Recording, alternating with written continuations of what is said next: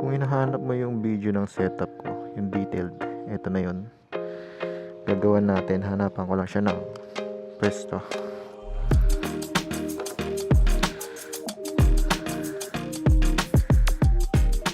Hanap lang ako ng pwesto na pwedeng makapag-video.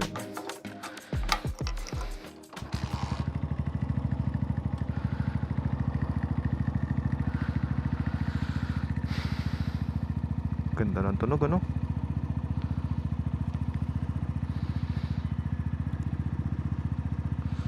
Isa pa palang pag-uusapan natin, yung new rules o yung bagong batas ng LTO.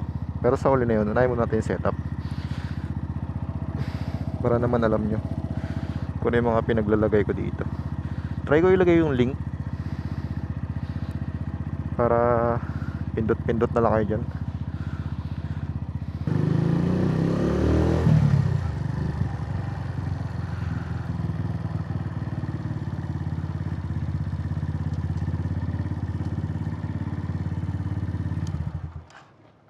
Lipat tayo dito. Yan. Yan.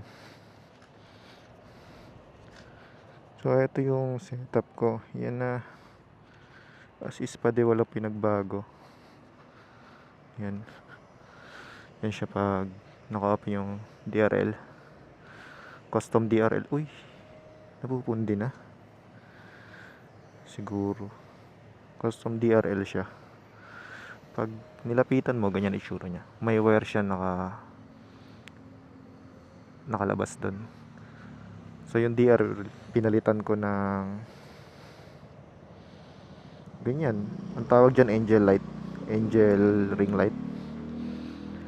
Shopee lang to nabibili. DRL to ng sa motor talaga. Meron din sa kotse pero mas mahaba yan. Etong ano na to, headlight na to ay headlight ng CB400. Shopee lang din yan. Ako lang din nagkabit yan. Tapos yung bracket bumili ako mas mahaba. Tapos medyo binaluktot ko siya. Yan dito. Medyo pinukpok ko yan. Ayan. Hindi na siya straight. Hindi pa siya perfect kasi tabingi pa to. Itong dalawa okay to. Sa harap lang ako may ganito. Pero sa likod stuck pa din. Tapos sa driving light, laser gun na TDD. Ako lang din nagkabit. Then eto side mirror. Daming tatanong to. Side mirror ko is Rizoma ata to. Hindi ko na matanda kasi ang tagal na eh. So ilalagay ko na lang din yung link nito sa description. Ano to ha? Walang huli to. Ilang checkpoint na dinaanan nito. Ilang HPG, LTO, police. Wala. Lagpas to. Yung sinasabi nyo na 4, 5. 5 pa nga to eh. 4. Hindi totoo yun.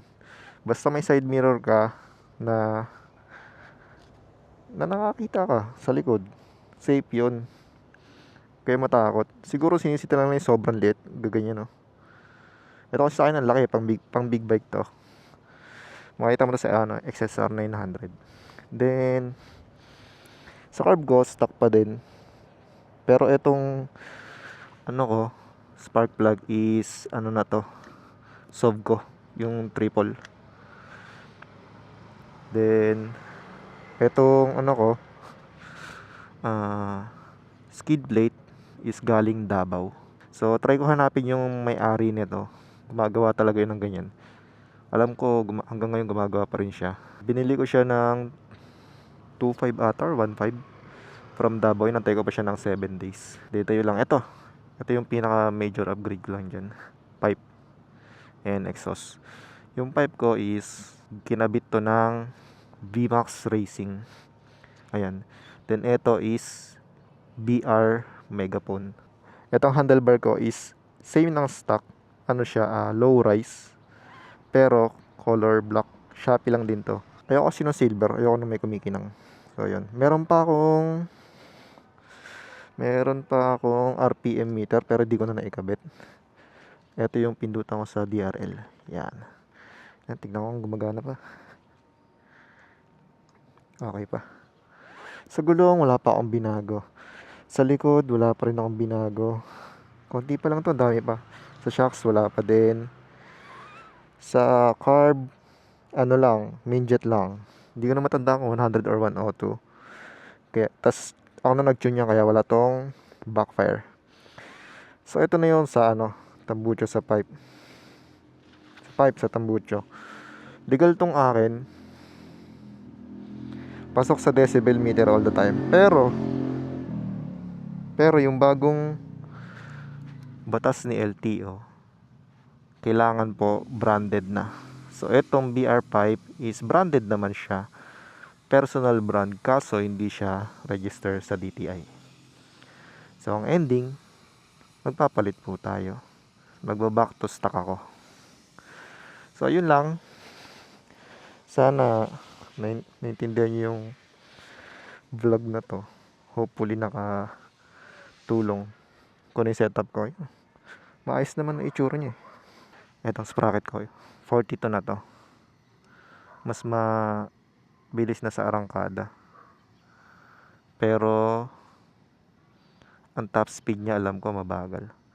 Yung stock kasi is top speed talaga yon. Pero mabagal naman ang arangkada. Hindi ko na ibibidyo yung pagpalit ng pipe ko. Babalik talaga tayo sa stock. Not permanently. So, naghahanap ako ng exhaust na babagay sa sound. I mean, yung magiging katulad ng sound nito. Tas pasok pa rin sa decibel meter ng city ordinance at the same time sa LTO. Yun lang. So, update ko kayo kung ano yung mapapalit ko dito para naman ay na din kunin nyo. Kasi alam ko, kayo mismo nahihirapan din sa bagong rules ni LTO na need ng branded. So, wala pong ganun sa classic community na classic na pipe exhaust. Ay, classic na exhaust. Wala pong ginawa na branded nun. So, lahat po ay custom made for classic. So, I don't know kung merong maglalabas. Pero, I think wala talaga. Ang ending, pupunta kami sa modern na exhaust na babagay dito. So, magiging modern classic na siya. Na mga pang naked na pipe. Kasi nakikita ko puro pang scooter. Puro pang underbone. Puro pang big bike. Ayoko naman ng mag-pipe nung malaki yung yung malaki yung butas. Gaganyan. Okay. Ito kasi sa akin ganito lang eh. Ito. Gusto ko ganito lang din yung butas. Yan. Ano yung sekreto dyan.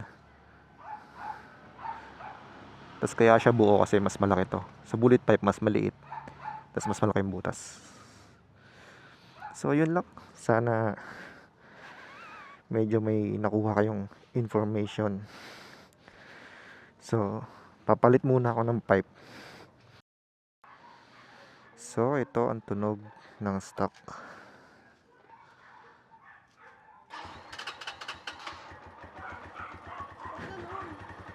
Wala na. Tahimik na siya. Ayan na po ang tunog ng stock. Nagbalik stock muna tayo kasi mainit.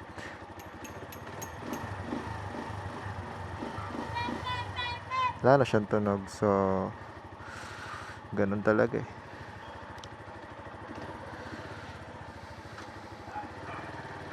So, ganito ang tunog ng stock. Ba't parang ang lakas? Nagpulit lang ako ng stock, ba't parang lumakas siya?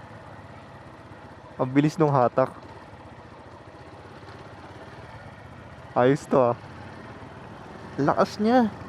Nanibago lang ako, ba't ganun? Ang responsive. Oh. Sarap.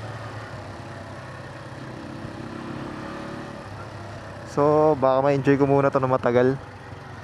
So, yun lang. Nagpalit na ako ng pipe. Tahimik. Ito ang tunog niya kapag tahimik. Lungkot, ano? Well, di natin masisi kasi dami rin kasing dami rin kasing kamote. So ang magsasuffer talaga dyan yung katulad namin sa classic community na mga builders. Yan. Kasi hindi naman sila nagko-customize para lang kumita. Exclusive lang yung customization nila para sa mga builders, ay sa mga classic user.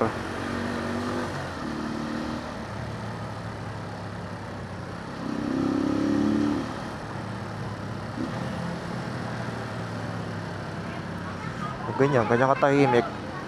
Pangit nung batas nila kasi yung matatamaan doon yung mga naka-aftermarket na nagpalit dahil kinalawang yung pipe nila, or dahil sira na yung pipe nila pero walang pera pambili dun sa mga branded. So para sa akin okay lang naman na ganun yung batas nila. For me lang ewan ko sa inyo kung anong opinion nyo. For me kasi okay din yun kasi yung magagamit mo na muffler or exhaust is regulated talaga, or sure ka na safe. So inuna ko nang magpalit, inunahan ko na kaysa masita pa ako kasi yung ipambabayad mo sa multa, nagbayad ka nga ng multa, tapos at the end magpapalit ka rin ng pipe kasi yung pipe mo na hindi branded nahuli, doble gastos pa.